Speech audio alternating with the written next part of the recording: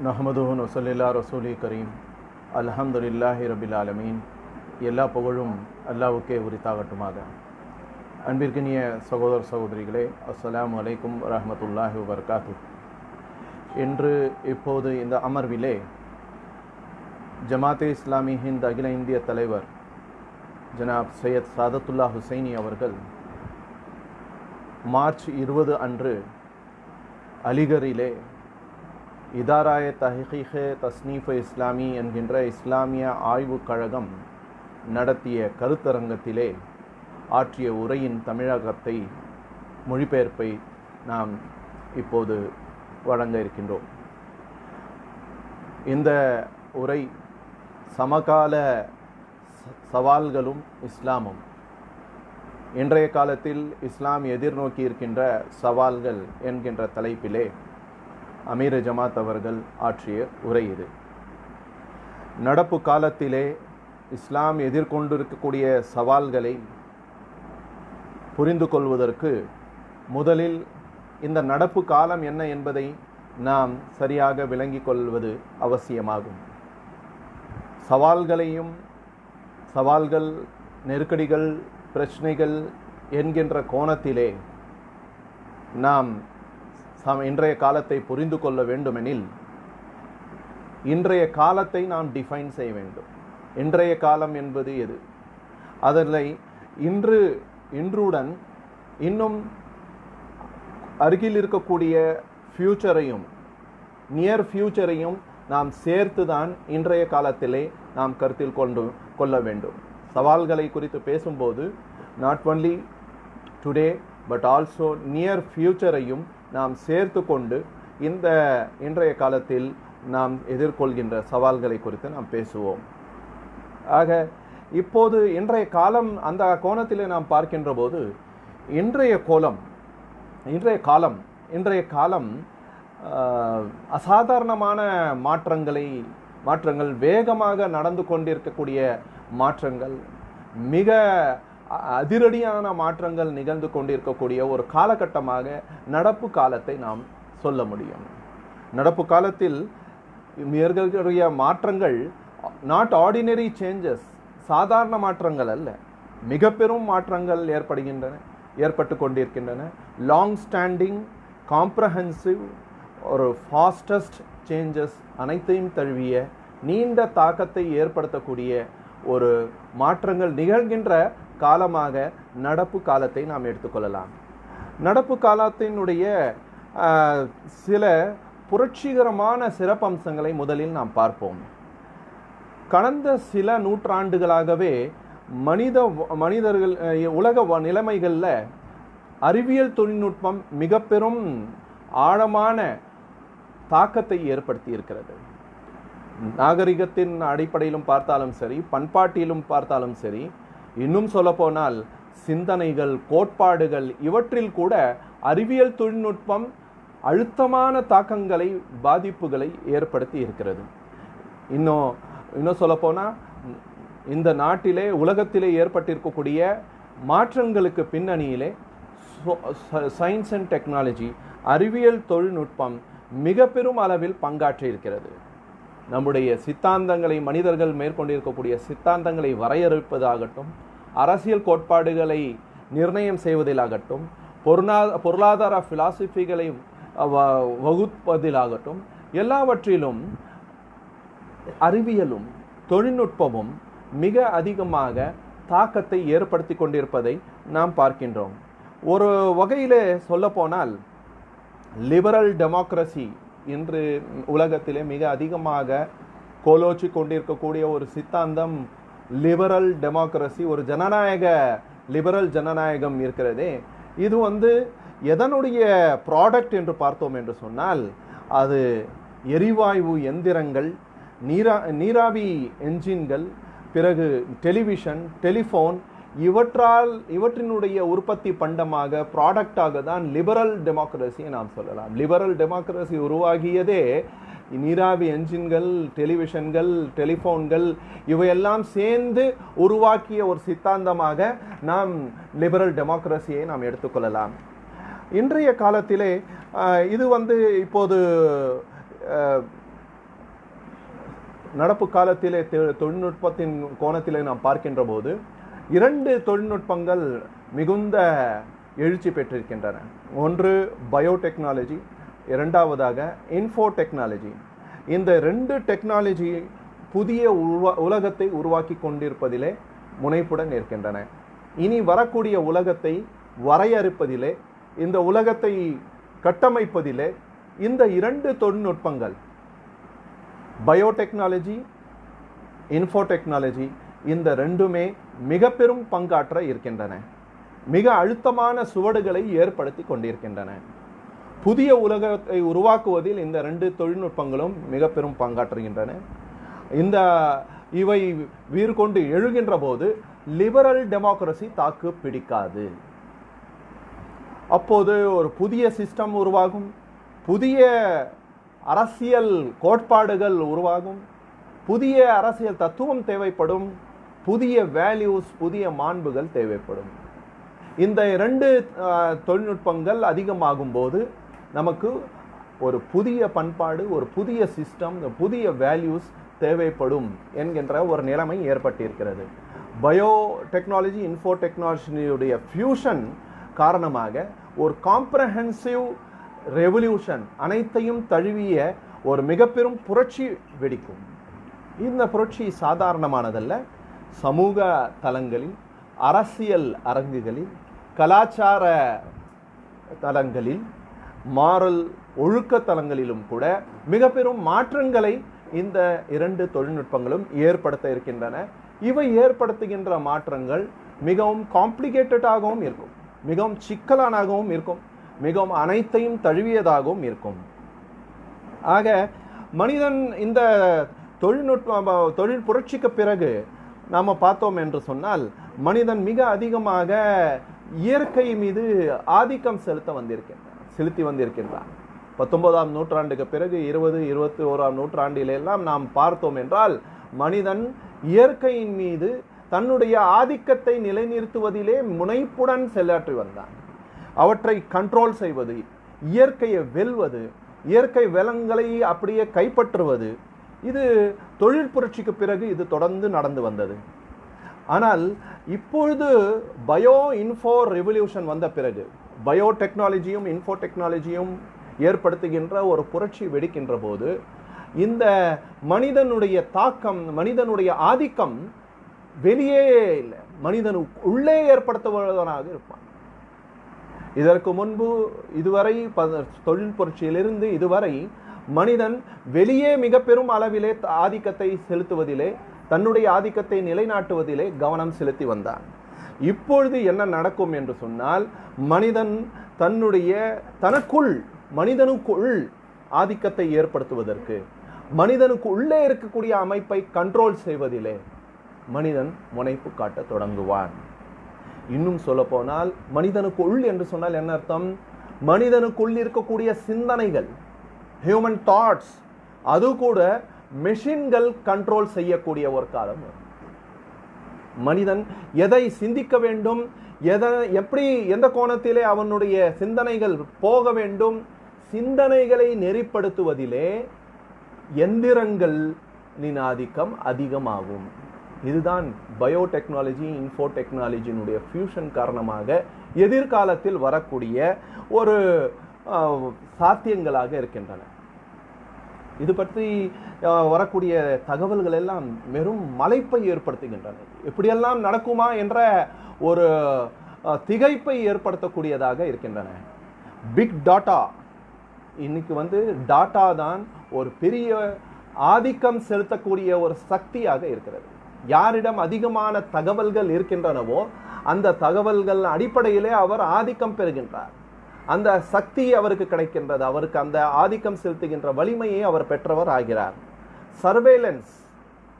Surveillance கண்காணிப்பு, இது நிமிடத்துக்கு நிமிடம் மனிதனுடைய அசைவுகள் கண்காணிக்கப்படுகின்றன. வல்லரசுகள் 19ஆம் நூற்றாண்டு 20ஆம் நூற்றாண்டு வல்லரசுகளால் கூட சாத்தியமாகாத சர்வைலன்ஸ் கண்காணிப்பு இப்பொழுது எந்திரங்கள் மூலமாக சாத்தியமாகிறது. உளவு பார்ப்பதிலும், துருவி ஆராய்வதிலும், துப்பறிவதிலும், கண்காணிப்பதிலும், முந்தைய காலத்து வல்லரசுகள் எந்த அளவுக்கு செலவிட்டனவோ அதை விட குறைவான செலவில் மிக அதிகமாக கண்காணிப்பு பணியை மேற்கொள்கின்ற ஒரு நிலைமைக்கு நாம் போய்கொண்டிருக்கின்றோம். பிறகு கவர்னன்ஸ் கூட, ஆட்சி கூட அல்காரிதம் செய்யும். கணினி சமன்பாடுகள் ஆட்சியை நடத்தக்கூடிய, நிர்வாகம் செய்யக்கூடிய ஒரு காலத்தை நோக்கி நாம் போய்கொண்டிருக்கின்றோம். அல்கோகிராசி, டெமோக்ரசி, ஆட்டோகிராசி, அதுக்கு பதிலாக இப்போது அல்கோகிராசி இது கூட வரப்போகிறது. அல்காரிதமிக் டிக்டேட்டர்ஷிப் வரப்போகிறது. நம்முடைய வாழ்வை அல்காரிதம்கள் டிக்டேட் செய்ய போகின்றன. ஆர்டிஃபிஷியல் இன்டெலிஜென்ஸ் குறித்தும் பேசுகின்றார்கள். ஆர்டிஃபிஷியல் இன்டெலிஜென்ஸ், செயற்கை அறிவு, இது குறித்தும் பேசப்படுகிறது. அது குறித்தும் நிறைய கண்டுபிடிப்புகள் நடந்திருக்கின்றன. ஒரு எந்திரங்கள் தானாக, எந்திரங்கள் முன்னெல்லாம் மனிதன் என்ன ப்ரோக்ராம் செய்திருக்கின்றானோ அது மட்டும்தான் அந்த எந்திரங்கள் செய்யும். ஆனால் இப்போது தாமாக சிந்தித்து உணர்கின்ற எந்திரங்களை உருவாக்குவதிலே மக்கள் போய்கொண்டிருக்கிறார்கள். இது ஒரு பக்கம் இருக்க, பொருளாதாரத்தில் பிளாக் செயின் என்ற கான்செப்ட் பொருளாதாரத்துடைய, நிதித்துறையினுடைய எல்லாவற்றையும் அப்படியே அதிரடியாக மாற்றங்களை ஏற்படுத்தி கொண்டிருக்கிறது. ஆகுமெண்டட் ரியாலிட்டி குறித்தும் பேசுகின்றார்கள். ஆக இது எப்படிப்பட்ட ஒரு மாற்றங்களை ஏற்படுத்தும்? இது இந்த அறிவியல் தொழில்நுட்ப வளர்ச்சி சமூக பொருளாதார வாழ்விலே, மனிதனுடைய அந்த அரசியல் வாழ்விலே எப்படிப்பட்ட தாக்கங்களை ஏற்படுத்தும்? இதுதான் மிக பெரும் கேள்வியாக இருக்கிறது. இந்த தொழில்நுட்பத்தின் காரணமாக நம்முடைய வாழ்வின் போக்கும் திசையும் எப்படி மாறும்? அதிலே அது என்னென்ன, எந்த போக்கில் அது போகும்? இது மிக பெரும் கேள்வியாக இருக்கிறது. 20ஆம் நூற்றாண்டிலே நாம் பார்த்தோம் என்று சொன்னால், சுதந்திரம், ஜனநாயகம், சாவரின்டி, இறையாண்மை, பிரைவசி, இவையெல்லாம் மிகவும் கொண்டாடப்படுகின்ற ஒரு மாண்புகளாக கொண்டாடப்பட்டன. மிக பெரும் மாண்புகளாக கொண்டாடப்பட்டன. மனிதனுடைய சுதந்திரம், மனிதனுடைய சமத்துவம், இந்த ஜனநாயகம், மக்களாட்சி, பிறகு இறையாண்மை, நாடுகளினுடைய சாவரின்டி, பிரைவசி, மனிதனுடைய தனிப்பட்ட அந்தரங்கம், இவையெல்லாம் அதிக மதிப்பு கொடுக்கப்பட்டது, அதிகமாக தூக்கி வைத்து கொண்டாடப்பட்டது, போற்றப்பட்டது. ஆனால் அதனை மிகவும் பெருமையாக மக்கள் அதனை பதிவு செய்திருக்கின்றார்கள். ஆனால் இப்போது நாம் பார்க்கின்றோம், படிப்படியாக இவையெல்லாம் மறைந்து கொண்டிருக்கின்றன. இந்த மாண்புகள் காலில் போட்டு மிதிக்கப்படுகின்றன. இன்று சுதந்திரம் என்பது எட்டாக்கனியாகிவிட்டது. சமத்துவம் என்பது நடைமுறையில் இல்லாத ஒன்றாகிவிட்டது. அடிப்படை மனித உரிமைகள் மிக எளிதாக, மிக லேசாக, மிகவும் குற்ற உணர்வும் இல்லாமல் மிதிக்கப்படுகின்றன, நசுக்கப்படுகின்றன. சாவரின்டி என்பது ஒரு கேலிக்கூத்தாக ஆகிவிட்டது. பிரைவசி என்பதே இல்லாமல் போய்விட்டது. கொஞ்சம் கொஞ்சமாக 20ஆம் நூற்றாண்டில் எதையெல்லாம் நாம் மிகுந்த பெரிய வேல்யூஸ்களாக, மாண்புகளாக, மதிப்புகளாக நாம் மதித்து வந்தோமோ அந்த வேல்யூஸ் எல்லாமே நாம் கொஞ்சம் கொஞ்சமாக இழந்து வருகிறோம். ஆக இப்போது இந்த தொழில்நுட்பம், பயோடெக்னாலஜியும் இன்ஃபோ டெக்னாலஜியும் மனிதனுக்கு உள்ளே இருக்கக்கூடிய ஈகோசிஸ்டத்தை பாதிக்கப் போகிறது. தொழில் புரட்சிக்கு பிறகு நாம் வெளியே ஆதிக்கம் செலுத்த மனிதன் போனான், இயற்கை வளங்களை சுரண்டினான். இதன் காரணமாக குளோபல் வார்மிங், ஈகோசிஸ்டம் பாழானது, பல விதமான சீர்கேடுகளுக்கெல்லாம் அது வித்திட்டது. ஆனால் இப்போது என்ன நடந்து கொண்டிருக்கிறது, என்ன நடக்கப் போகிறது என்று சொன்னால், மனிதனுக்கு உள்ளே இருக்கக்கூடிய ஈகோசிஸ்டத்தை மனிதன் சீரழிக்க போய்கொண்டிருக்கின்றான், அஃபெக்ட் செய்ய போயிருக்கிறான். இந்த நிலையில் புதிய சிஸ்டம் தேவைப்படுகிறது. இந்த நிலையில் மனித வாழ்வை நெறிப்படுத்துவதற்கு, மனிதர்களுடைய சமூக, அரசியல், பொருளாதார சிஸ்டத்தை சரிப்படுத்துவதற்கு ஒரு புதிய மாண்புகள் அவசியமாகின்றன. ஒரு புதிய கோட்பாடு அவசியமாகிறது. இதனால் தான் நீங்கள் பார்த்தீர்களானால் ஃபியூச்சராலஜி, எதிர்கால போக்குகளை குறித்து ஆய்வு செய்கின்ற ஒரு மிக பெரும் ஒரு அறிஞர், இந்த சமகாலத்தில் இருக்கக்கூடிய ஒரு புகழ்பெற்ற அறிஞர், யுவால் நோவ் ஹராரி என்கின்ற ஒரு இஸ்ரேலிய அறிஞர். அவர் 3 புத்தகங்களை, புகழ்பெற்ற புத்தகங்களை எழுதியிருக்கிறார். அவற்றில் ஒன்று எதிர்காலத்தை பற்றியது. அதற்கு அவர் கொடுத்திருக்கின்ற தலைப்பு கூட ரொம்ப இன்ட்ரெஸ்டிங்கான தலைப்பு, 21 lessons for the 21st century, 21ஆம் நூற்றாண்டுக்கு 21 பாடங்கள். இதில் முதல் அத்தியாயத்திலேயே அவர் வைத்திருக்கின்ற தலைப்பு என்னன்னு சொன்னால் டிஸ்இல்யூஷன்மெண்ட். அதாவது இது ஒரு 5 பாகங்களை கொண்ட ஒரு நூல். இதில் பல விஷயங்களை அவர் அலசுகின்றார், நிறைய ஆய்வு நடத்தி இருக்கிறார். அதில் அவர் முக்கியமாக சொல்வது ஃபஸ்ட்டு சொல்கிற இதே டிஸ்இல்யூஷன்மெண்ட், அதாவது நிராசை. அதாவது இன்றைய 21ஆம் நூற்றாண்டிலே அறிவியல் தொழில்நுட்பத்திலே மிகுந்த வளர்ச்சி பெற்றிருக்கின்ற மனிதன், ஆர்டிஃபிஷியல் இன்டெலிஜென்ஸ் பற்றி எல்லாம் பேசுகின்றவன், ஆகுமெண்ட் ரியாலிட்டி குறித்து பேசுகின்றவன், blockchain, algorithmic dictatorship, big data என்றெல்லாம் பெரிய பெரிய துறைகளிலே முத்திரை பதித்து கொண்டிருப்பவன், அவனுக்கு இருக்கக்கூடிய மிக பெரும் சவால் டிஸ்இல்யூஷன்மெண்ட், நிராசை, அதிருப்தி, மன நிறைவு இன்மை. இன்றைய சமகாலத்திலே மனிதன் யாருக்குமே மகிழ்ச்சி இல்லை, மன நிறைவு இல்லை. தொழில்நுட்பத்தின் காரணமாக, அறிவியல் தொழில்நுட்பத்தினுடைய வளர்ச்சியின் காரணமாக மனிதனுக்கு மன நிறைவு இல்லாமல் போகின்ற ஒன்றை அவர் யுவால் ஹராரி தன்னுடைய புத்தகத்திலே அதனை அனலைஸ் செய்கின்றார், டிஸ்இல்யூஷன்மெண்ட் சொல்கின்றார். அவர் ஒரு முக்கியமான விஷயத்தை அவர் சுட்டிக்காட்டுகின்றார். 2ஆம் உலகப் போருக்கு பிறகு இரண்டாம் உலகப் போருக்கு முந்தைய உலகத்திலே, 2ஆம் உலகப் போர் நடக்குது இல்லையா, அதற்கு முந்தைய உலகத்திலே 3 கனவுகள் மக்களை கவ்வி பிடித்திருந்தது. 3 கிராண்ட் ஸ்டோரிஸ். அதாவது ஒரு பக்கம் ஃபாசிசம் என்று சொன்னால் ஒரே தேசம், ஒரே தேசிய இனத்தின் எழுச்சி பெற வேண்டும் என்கின்ற ஒற்றை தேச கோட்பாடு ஃபாசிசம். பிறகு கம்யூனிசம், பொருளாதார சமத்துவத்தை பற்றிய கோட்பாடு. பிறகு லிபரலிசம், ஜனநாயகம், சுதந்திரம் ஆகியவற்றை கொண்ட கோட்பாடு. இந்த 3 தத்துவங்கள் தான் மனிதர்களுடைய கூட்டு வாழ்விலே, சமூக அரசியல் பொருளாதார வாழ்விலே ஆதிக்கம் செலுத்துவதிலே போட்டி போட்டுக் கொண்டிருந்தது. 2ஆம் உலகப் போருக்கு முந்தைய நிலைமை இதுதான். ஒரு பக்கம் ஃபாசிசம் இருந்தது, இன்னொரு பக்கம் கம்யூனிசம், இன்னொரு பக்கம் லிபரலிசம், அதுதான் ஜனநாயகம், சுதந்திரம் எல்லாவற்றையும் கொண்டது, லிபரல் டெமோக்ரஸி. இதில் 2ஆம் உலகப் போருக்கு பிறகு ஃபாசிசம் இந்த உலக ஸ்டேஜிலிருந்து காணாமல் போய்விட்டது, துரத்தப்பட்டு விட்டது, அது கைவிடப்பட்டது, அது மறைந்து போய்விட்டது. 1969 2 கோட்பாடுகள் தான் உலக அரங்கில் எழுச்சியோடு நின்றது. 69 வரைக்கும், 69ல் 2 இது, ஒன்று கம்யூனிசம், இன்னொன்று லிபரலிசம். 1991 கம்யூனிசம் கூட களத்து ஃபீல்ட்லேருந்து வெளியே போயாச்சு. 1991 தான் நீங்கள் பார்க்கலாம், ஆப்கானிஸ்தானில் மிக பெரும் ஒரு ரஷ்யாவினுடைய தோல்வி ஏற்பட்டது. ஆக எண்ட் ஆஃப் கம்யூனிசம்.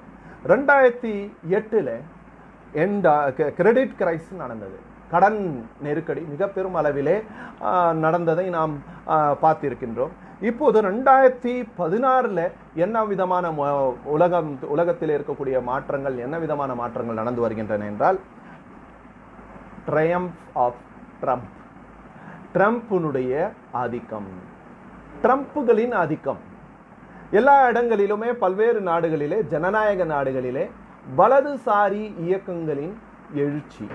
இது 2016 முதல் உலகம் முழுவதும் இது நடந்து வருகிறது. நம்முடைய நாட்டிலும் இதனை நாம் பார்க்கின்றோம். இப்படிப்பட்ட சூழலிலே நாம் பார்க்குறோம், எல்லாமே உலகத்தினுடைய நிலைமை எப்படி ஆகியிருக்கிறது என்றால், சித்தாந்தங்கள் எல்லாமே காலியாகி கொண்டிருக்கின்றன. ஒரு முறை ஃபாசிசம் போயாச்சு, 69ல் இருந்து, அப்புறமா 91ல் கம்யூனிசம் கூட போயாச்சு. பிறகு இப்பொழுது கேபிட்டலிசம் கூட, அந்த லிபரல் டெமோக்ரஸி கூட எண்ட் கேம், அது வெளியே போய்கொண்டே இருக்கிறது. அதனுடைய மாண்புகள் மெல்ல மெல்ல மறைந்து வருகின்றன. இப்படிப்பட்ட சூழலில் புதிய உலகளாவிய கோட்பாட்டின் அவசியம் இருக்கிறது. அந்த இதில் புதிய உலகளாவிய கோட்பாட்டை வரையறுப்பதில் மதத்தின் பங்கு இப்போது பெரிய அளவில் உருவாகி வருகிறது. இப்போ 3 இசங்களும் இல்லை. அப்போ ஒரு புதிய ஒரு கோட்பாடு மனிதனுக்கு தேவை. அந்த புதிய கோட்பாட்டில், அந்த கோட்பாட்டுக்கு பின்புலத்தில் மத நம்பிக்கைகள் இருக்கும், அதனுடைய பங்களிப்பு இருக்கும் என்பதுதான் ஒரு புதிய பரிமாற்றம், ஒரு புதிய மாற்றம். புதிய உலகளாவிய சித்தாந்தத்தில் மதத்தின் பங்கு தீவிரம் அடைந்திருக்கிறது. இன்னும் சொல்ல போனால் டோனி பிளேர் கூட இதை தான் சொல்லியிருக்கிறார். டோனி பிளேர் அந்த பிரிட்டிஷனுடைய முன்னாள் பிரதம அமைச்சர், அவர் மதமும் மத மாண்புகளும் மிக பெரும் பங்காற்றும் என்று சொல்லியிருக்கிறார். அவர் சொன்ன வாசகங்கள் என்னவென்றால், religious faith will be of the same significance to the 21st century as political ideology was to the 20th century. 20வது நூற்றாண்டிலே அரசியல் சித்தாந்தங்கள் எந்த அளவுக்கு மிகுந்த முக்கியத்துவம் பெற்றிருந்தனவோ அவ்வாறு மத நம்பிக்கைகள் 21ஆம் நூற்றாண்டிலே மிகுந்த முக்கியத்துவம் பெற்றிருக்கும் என்று டோனி பிளேர் அவர்கள் குறிப்பிட்டிருக்கின்றார்கள். ஆக சர்வதேச விவகாரங்கள் நீங்க பார்த்தீங்கன்னா, சர்வதேச விவகாரங்களை குறித்து ஒரு பெரிய ஒரு அறிஞர் ஸ்காட் எம் தாமஸ் என்பவர். ஸ்காட் எம் தாமஸ் அவர் தன்னுடைய ஒரு புகழ்பெற்ற நூல் the global resurgence of religion and the transformation of international relations என்கின்ற ஒரு நூல். குளோபல் ரிசர்ஜன்ஸ், உலகளாவிய எழுச்சி, மதங்களின் உலகளாவிய எழுச்சியும் சர்வதேச உறவுகளின் மாற்றங்களும் என்கின்ற தலைப்பிலே அவர் ஒரு ஆய்வு நூல், கனத்த ஆய்வு நூலை, ஆழமான நூலை எழுதியிருக்கிறார். அதில் அவர் மதத்தையும் மத நம்பிக்கைகளையும் 21ஆம் நூற்றாண்டிலே சோல் ஆஃப் தி வேர்ல்டு, உலகத்தினுடைய ஆன்மாவாக இருக்கும் என்று குறிப்பிட்டிருக்கிறார். 21ஆம் நூற்றாண்டிலே உலகத்தின் ஆன்மாவாக, உயிரோட்டமாக மதங்களும் மத நம்பிக்கைகளும் இருக்கும் என்று இந்த ஸ்காட் எம் தாமஸ் என்கின்ற இந்த அறிஞர் குறிப்பிடுகின்றார். ஆக இவர் 20ஆம் நூற்றாண்டை லாஸ்ட் மாடர்ன் செஞ்சுரி என்று அறிவிக்கிறார். லாஸ்ட் மாடர்ன் செஞ்சுரி, கடைசி நவீன நூற்றாண்டு. ஆக அதாவது தொழில் புரட்சிக்கு பிறகு என்னென்ன சித்தாந்தங்கள் பேரெழுச்சி பெற்றனவோ, இப்போது நவீன உலகத்தை எந்த சித்தாந்தங்கள் கட்டமைத்து கொண்டிருக்கின்றனவோ அவை எல்லாமே இர்ரெலவெண்டாக ஆகிவிடும் என்று அவர் அதிரடியாக எழுதியிருக்கின்றார். இந்த 2 மேற்கோள்கள் தான் உங்களுக்கு முன்னால் இப்போது சொன்னேன். இந்த மாதிரி நிறைய தகவல்களை நாம், மேற்கோள்களை, கொட்டேஷன்ஸ்களை நாம் பார்க்க முடியும். இங்கே ஒரு சாம்பிளாக 2 கொட்டேஷன்ஸ் உங்களுக்கு முன்னால் வைத்தேன். இவ்வாறாக நிறைய சொல்ல முடியும். எல்லா துறைகளிலுமே மதமும் மதத்தினுடைய மத நம்பிக்கைகளினுடைய தேவை உணரப்பட்டு வருவதை நாம் பார்க்கலாம். புதிய உலகை நோக்கி வேகமாக நாம் போய்கொண்டிருக்கின்றோம். புதிய உலகத்தை நோக்கி நாம் போய்கொண்டிருக்கின்றோம். அதில் ஆழமான ஆன்மீகம், வலுவான மத அடிப்படைகள் இன்றி அந்த உலகம் இயங்காது. இந்த புதிய உலகம் சமைக்கப்பட இருக்கிறது அல்லவா, இந்த புதிய உலகத்தினுடைய ஒரு பியூட்டி என்னவென்று சொன்னால், ஆன்மீகம், ஆழமான ஆன்மீகமும் வலுவான மத அடிப்படைகளும் தான் அந்த உலகத்தினுடைய தவிர்க்க முடியாத அம்சமாக இருக்கும். அந்த 2ம் இல்லாமல் அந்த உலகம் இருக்காது. மதம் பக்கம் உலகம் திரும்புகின்ற வேளையில் நிறைய மதங்கள் வீழ்ச்சி அடைந்து கொண்டிருக்கிற காலத்தையும் நாம் பார்க்கின்றோம். ஒரு பக்கம் மதத்தின் பக்கம் மக்கள் திரும்பிக் கொண்டிருக்கிறார், இன்னொரு பக்கம் நிறைய மதங்கள் வீழ்ச்சி அடைந்து கொண்டிருப்பதையும் நாம் பார்க்கின்றோம். இது பல்வேறு கடந்த நூற்றாண்டுகளில் இந்த மாடர்னிசத்தினுடைய தாக்குதல், மாடர்னிசத்தின் பெருவெள்ளமாக வந்த அந்த மேற்கத்திய பண்பாட்டினுடைய தாக்குதலை தடுத்து நிற்க முடியாமல் பெரிய பெரிய மதங்கள் எல்லாம் சரணடைந்து விட்டதை நாம் பார்த்திருக்கின்றோம். ஆனால் இஸ்லாம் மட்டுமே மேற்கத்திய பண்பாட்டு தாக்குதலுக்கு தாக்கு பிடித்து துணிந்து உறுதியாக நின்று வந்திருக்கிறது. இது இஸ்லாத்தின் இந்த வலிமைதான். இது இஸ்லாத்தின் இந்த அம்சத்தை தான் மக்கள் ஃபண்டமெண்டலிசம் என்று சொன்னார்கள், அடிப்படைவாதம் என்று விமர்சித்தார்கள். ஆனால் இப்போது இதுதான் இஸ்லாத்தின் பலமாக இருக்கிறது. இஸ்லாத்தினுடைய மிக பெரும் சிறப்பு வலிமை இது. தன்னுடைய அடிப்படைகளை கைவிடாமல் அது அப்படியே தக்க வைத்துக் கொண்டிருப்பதுதான். இஸ்லாம் எல்லா விதமான மேற்கத்திய பண்பாட்டு தாக்குதல்களில் இருந்தும் இஸ்லாம் தன்னை தானே பாதுகாத்து கொண்டு தன்னுடைய தனித்தன்மையை தக்க வைத்திருக்கிறது. இது இஸ்லாத்துக்கு மட்டுமே இருக்கக்கூடிய ஒரு மிக பெரும் பலமும் சிறப்பும் ஆகும். இஸ்லாத்தின் இந்த வலிமை புதிய உலகின் பல தேவைகளை நிறைவு செய்யும். இப்போது புதிதாக ஒரு உலகம் உருவாகவும் இல்லை, அப்போது இஸ்லாத்தின் இந்த தன்மைதான், இந்த பலம்தான் பல்வேறு தேவைகளை நிறைவேற்றும். ஆக இப்போது இனி வரக்கூடிய நாட்கள் நமக்கு மிக பெரும் சேலஞ்சாகவும் கிரேட் சேலஞ்சாகவும் இருக்கிறது. அதே சமயத்தில் கிரேட்டஸ்ட் ஆப்பர்ச்சுனிட்டியாகவும் இருக்கிறது. நல்ல ஆப்பர்ச்சுனிட்டியாகவும் நல்ல சாத்தியங்களாகவும் இருக்கின்றன.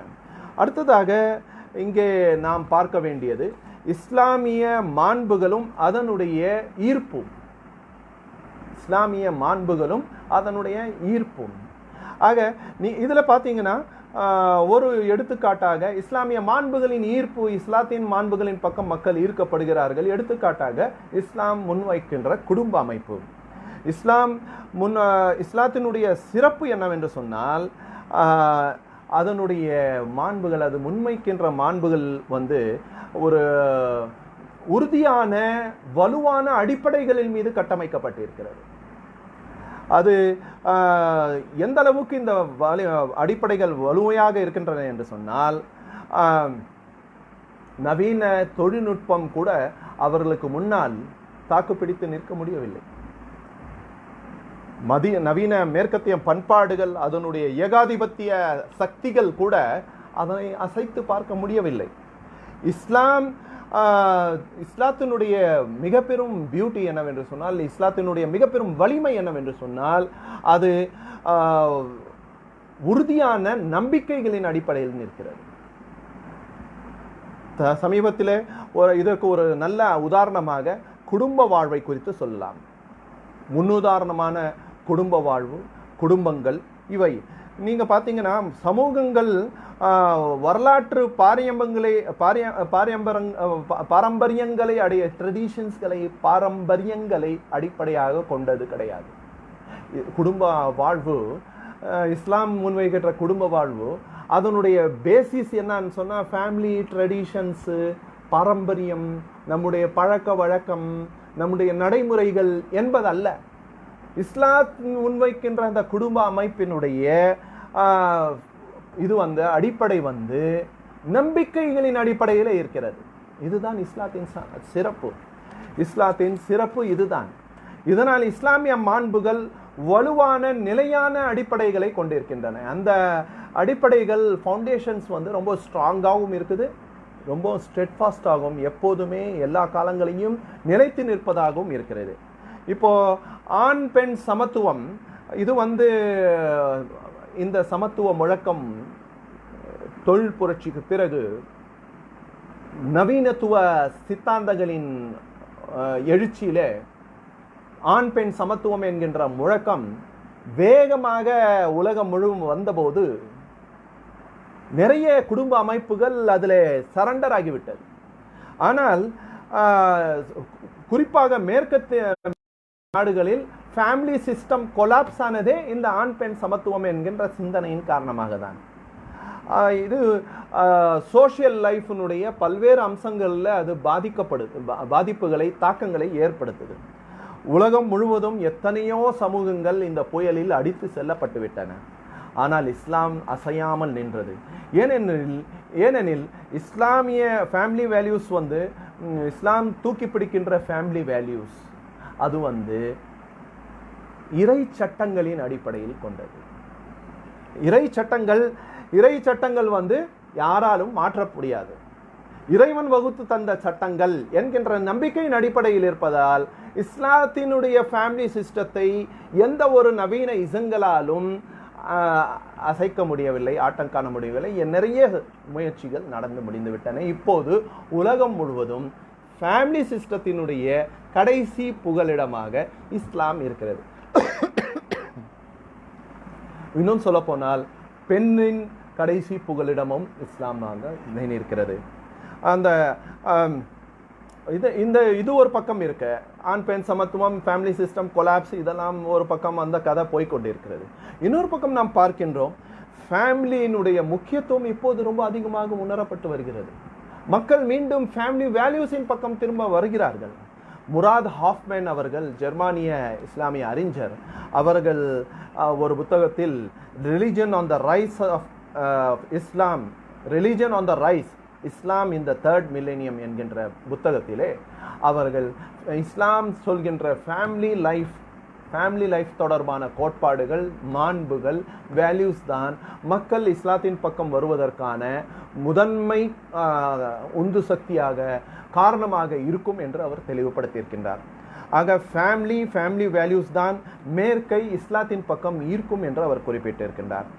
இதே மாதிரி நீங்கள் சமீபத்தில் ரொம்ப 2-3 மாதங்களுக்கு முன்பு கூட கேம்பிரிட்ஜ் பல்கலைக்கழகத்திலே சென்டர் ஃபார் இஸ்லாமிக் ஸ்டடீஸ் நடத்திய ஒரு ஆய்வில் புதிதாக இஸ்லாத்தை தழுவிய பெண்கள், புதிதாக இஸ்லாத்தை ஏற்றுக்கொண்ட அந்த பெண்கள், நவ முஸ்லிம் பெண்கள் மத்தியிலே ஒரு சர்வே எடுக்கப்படுகிறது, இன்டர்வியூஸ் வாங்கப்படுகிறது. இது மார்ச் 2013 இதனுடைய அறிக்கை கூட வந்திருக்கிறது. அதில் narratives of conversion to Islam, female perspectives என்கின்ற தலைப்பிலே அது நெட்டில் கூட அது கிடைக்கிறது. அதில் அவர்கள் பெரும்பாலான இஸ்லாத்தை ஏற்றுக்கொண்ட பெண்களில் பெரும்பாலோர் நாங்கள் ஃபேமிலி லைஃப் பற்றிய இஸ்லாமிய போதனைகளால் தான் கவரப்பட்டு இஸ்லாத்தை ஏற்றுக்கொண்டோம் என்று சொல்லியிருக்கிறார்கள். ஆக ஃபேமிலி லைஃப் பற்றிய இஸ்லாமிய கோட்பாடுகள், இஸ்லாமிய போதனைகள், இஸ்லாம் குடும்ப வாழ்வு தொடர்பாக வைக்கின்ற மாண்புகள் இன்று மக்களை ஈர்க்கக்கூடிய வகையில் இருக்கின்றன. இஸ்லாத்தை ஏற்றுக்கொள்வதற்கான முதன்மை காரணமாக மிக பெரும் ஒரு ஈர்ப்பு சக்தியாக இஸ்லாத்தினுடைய குடும்ப அமைப்பு இருக்கிறது. இனி வரும் காலங்களில் இது இன்னும் அதிகமாக வலுப்பெறும். இந்த சமயத்திலே தான் நாம் இஸ்லாத்திலே ஃபேமிலி லைஃப் தொடர்பான நூல்களை குறித்து அதிகமாக எழுத வேண்டியிருக்கிறது. பெண் குறித்து இஸ்லாம் என்ன சொல்கிறது பற்றியும் மிக அதிகமாக எழுதப்பட வேண்டிய தேவையும் இருக்கிறது. மே 2017 சர்வே ஒன்று நடத்தினார்கள். மில்லனியல்ஸ் மத்தியிலே, மில்லனியல்ஸ் அதாவது 17 வயசிலிருந்து 34 வயசு உடைய அந்த தலைமுறையினர் மில்லனியல்ஸ் என்று சொல்கிறார்கள். அவர்களை மத்தியில் நடத்திய ஒரு சர்வேல என்ன ஒரு உண்மை புலப்பட்டது என்றால், அவர்கள் they prefer traditional sex roles, not feminist. அவர்கள் பாரம்பரியமான ஆண் பெண்களுக்கான அந்த பொறுப்புகளை, ரோல்களை ப்ரிஃபர் செய்கிறார்களே தவிர ஃபெமினிஸ்ட் முன்வைத்து இருக்கக்கூடிய ஆண் பெண் சமத்துவம் என்கின்ற இதில் ஃபேமிலி, கேரியர், ப்ரொஃபஷன், சமூக வாழ்வு, குடும்ப வாழ்வு இதெல்லாம் போட்டு கலந்து இவர்கள் ரோல் இன்டர்சேஞ்ச் செய்திருக்கிறார்களே, அது அவர்களை ஈர்க்கவில்லை.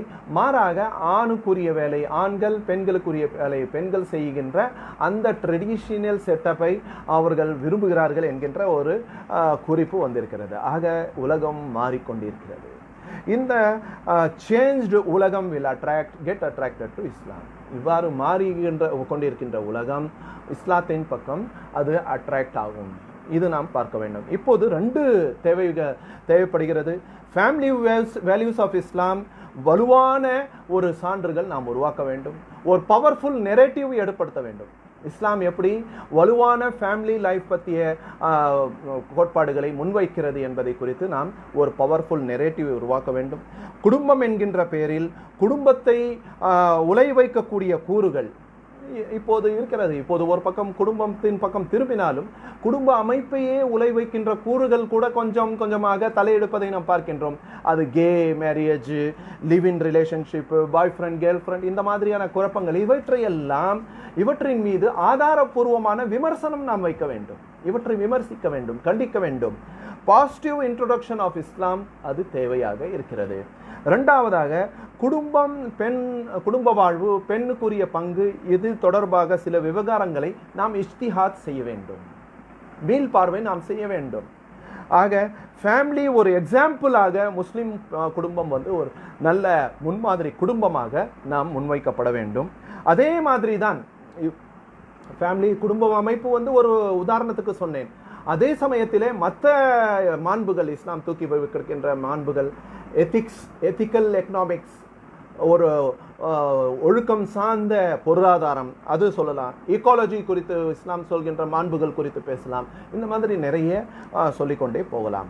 அடுத்ததாக 4வது, பன்மை சமூகத்திலே இருக்கக்கூடிய நம்முடைய சேலஞ்சஸ். புதிதாக பன்மை சமூகம் உருவாக போகிறது. அந்த பன்மை சமூகம் நமக்கு முன்வைக்கின்ற சேலஞ்சு. இந்த 3இல் ஒரு பகுதி முஸ்லிம்ஸ் ஆர் இன் மைனாரிட்டி. இப்போது எல்லா இடங்களிலுமே பன்மை சமூகங்கள் உருவாகி கொண்டிருக்கின்றன. அந்த மாதிரியான பன்மை சமூகங்கள் உலகம் முழுவதிலுமே 3இல் ஒரு பகுதி முஸ்லிம்கள் சிறுபான்மைகளாக இருக்கிறார்கள். அப்போது நாம் பார்க்கின்றோம், Europe, America, Canada, Australia, New Zealand, இவற்றிலெல்லாம் ஒரு active talent pool of Muslim youth இருக்கிறார்கள். இங்கெல்லாம் மிக பெரும் டேலண்டட், ரொம்ப ஆக்டிவாக இருக்கக்கூடிய, இஸ்லாமிய பற்றுள்ள முஸ்லிம் இளைஞர்கள் மிக பெரும் எண்ணிக்கையில் இந்த நாடுகளில் இருக்கிறார்கள்.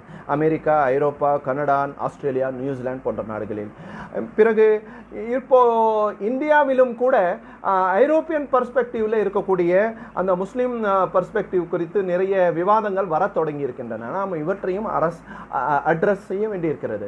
உண்மையில் சொல்ல போனால் பன்மை சமூகம் என்பது இஸ்லாத்தை பொறுத்தவரை புதுமையான ஒரு கான்செப்ட் கிடையாது. நம்ம மதீனாவிலே நபிகளார் ஸல்லல்லாஹு அலைஹி வஸல்லம் அவர்கள் முதலாக அமைத்த சமூகம் கூட ஒரு பன்மை சமூகமாக தான் இருந்தது. அது அவுஸ் ஹஸ்ரஜ் கோத்திரத்தார்கள் இருந்தார்கள், முஹாஜிரீன்கள் இருந்தார்கள், ஈராக்கியர்கள் இருந்தார்கள், பெர்ஷியர்கள் இருந்தார்கள், ரோமானியர்கள் இருந்தார்கள். ஒரு கல்ச்சுரல் டைவர்சிட்டி அப்போதே இருந்தது. மதீனத்து கல்ச்சர் வேற, மக்கத்து கல்ச்சர் வேற, அந்த டிஃபரன்ஸ் ஆஃப் கல்ச்சர்ஸ் அப்போது கூட இருந்தது. ஆக இப்னு தைமியா, முஜத்தித் அல்ஃபெசானி, ஷா வலியுல்லா போன்றவரெல்லாம் புளூரல் சொசைட்டி பற்றிய இஸ்லாமிய மாண்புகளை குறித்து படம் பிடித்து எழுதியிருக்கிறார்கள், சுட்டி காட்டியிருக்கிறார்கள். இதில் நாம் முக்கியமான 3 தளங்களிலே பன்மை சமூகத்திலே நாம் வேலை செய்ய வேண்டியிருக்கிறது. முதலாவதாக ஐடியாலஜிக்கல் இதில் நாம் நிறைய உழைக்க வேண்டியிருக்கிறது. யூரோப்பில் இது பற்றி நிறைய முயற்சிகள் நடந்திருக்கின்றன. நாம் நம்முடைய நாட்டின் பின்னணியிலே நாம் ஐடியாலஜிக்கல் அளவில் ஒரு பன்மை சமூகத்தில் முஸ்லிம்கள் எப்படி வாழ வேண்டும், அவர்களுடைய இன்வால்மெண்ட் என்னவாக இருக்க வேண்டும், அவர்களுடைய பார்ட்டிசிபேஷன் என்னவாக இருக்க வேண்டும், இவற்றை பற்றி எல்லாம் எழுத வேண்டியிருக்கிறது. இரண்டாவதாக இது பற்றி ஃபிக்ஹ் வர வேண்டியிருக்கிறது. ஃபிக்ஹுல் அஹ்லியாத் வரைக்கும் தான் நம்ம இருக்கணும். இது வெறும் மைனாரிட்டி சம்பந்தமான ஃபிக் மட்டும் போதாது. மாறாக பன்மை சமூகத்தில் நம்ம ஆக்டிவ் ரோல் பிளே செய்ய வேண்டியிருக்கிறது. அதற்கான ஃபிக்ஹ் வரையறைகள் வரையறுக்கப்பட வேண்டும். மூன்றாவதாக சமூக தளங்களில் நம்முடைய பங்களிப்பு இன்னும் அதிகமாக வேண்டும், அதை பற்றியும் செய்ய வேண்டும். ஐந்தாவதாக புதிய நரேட்டிவ், புதிய அப்ரோச், புதிய அணுகுமுறை. நாம் ஒரு சில விஷயங்களை நான் உங்களுக்கோடு சுட்டிக்காட்ட விரும்புகிறேன். இனி வரும் காலங்களில் சிஸ்டம் ஆர் கல்ச்சர், இது கடந்த நூற்றாண்டில் ஒரு நேஷன் ஸ்டேட்டு அதனுடைய சட்ட அந்தஸ்து சிஸ்டம் இது ரொம்ப மிக பெரும் அளவிலே மக்கள் பார்வையிலே கவ்வியது. ஆனால் இப்பொழுது அது சிஸ்டமா அல்லது கல்ச்சரா, இது ரொம்ப பெரிய ஒரு கேள்வியாக இருக்கும். ரெண்டாவதாக ஒரு சட்டமா அல்லது அதிகாரமா, இது ஒரு பெரிய கேள்வி முன்வரும். அதை நாம் அட்ரஸ் செய்ய வேண்டியிருக்குது. சட்டத்துக்கு முன்னுரிமை தரப்பட வேண்டுமா, அதிகார பீடங்களுக்கு முன்னுரிமை தரப்படுவாமா, இதுவும் இது. பிறகு ஆன்மீக சுகம், மனிதனுடைய ஆன்மீக தேடல், இதை முன்னிறுத்தி நாம் நிறைய எழுத வேண்டியிருக்கிறது, ஆராய்ச்சி செய்ய வேண்டியிருக்கிறது. பிறகு மதங்களை விழித்து உரையாட வேண்டியிருக்கு, அவர்களோடு டயலாக் செய்ய வேண்டியிருக்கிறது. இந்த விஷயத்திலும் கவனம் செலுத்த வேண்டும். புதிய ஐடியாஸ்களை உருவாக்க வேண்டும். இந்த அடிப்படையிலே நாம் நிறைய செய்ய வேண்டியிருக்கிறது. புதிய ஐடியாலஜிஸ், புதிய சிந்தனைகள், புதிய கோட்பாடுகள். இந்த கோணத்திலே நாம் இன்னும் இந்த மாதிரியான சிக்கலான சேலஞ்சஸ்களை புரிந்து கொள்வதற்கும் அவற்றை தீர்ப்பதற்கான வழிவகைகளை அமைத்துக் கொள்வதற்கும் நாம் தொடர்ந்து முயற்சி செய்ய வேண்டும். இது மிக காலத்தின் கட்டாயமாக இருக்கிறது. இந்த 4-5 குறிப்புகளை உங்களோடு நான் பகிர்ந்து கொண்டேன். இவற்றின் அடிப்படையிலே நாம் ஒரு பெரிய அளவிலே ஒரு புதிய உலகத்தில் அமைப்பதிலே நம்முடைய ஒரு அழுத்தமான பங்கை நாம் ஆற்றுவதற்கு நாம் தயாராக இருக்கிறோமா? அதற்கு நாம் அந்த கோணத்திலே நாம் எல்லோருமே முயல வேண்டும். அந்த கோணத்திலே நாம் ஒரு சிந்தனை மாற்றத்தை ஏற்படுத்த வேண்டும், ஒரு எழுச்சியை மக்களிலே ஏற்படுத்த வேண்டும். அதற்கு நாம் எல்லோருமே ஒருங்கிணைந்து செயல்பட்டாக வேண்டும் என்று கூறிக்கொண்டு என்னுடைய உரையை முடித்துக் கொள்கிறேன். வாஹிர் தானா அல்ஹம்துலில்லாஹி ரப்பில் ஆலமீன்.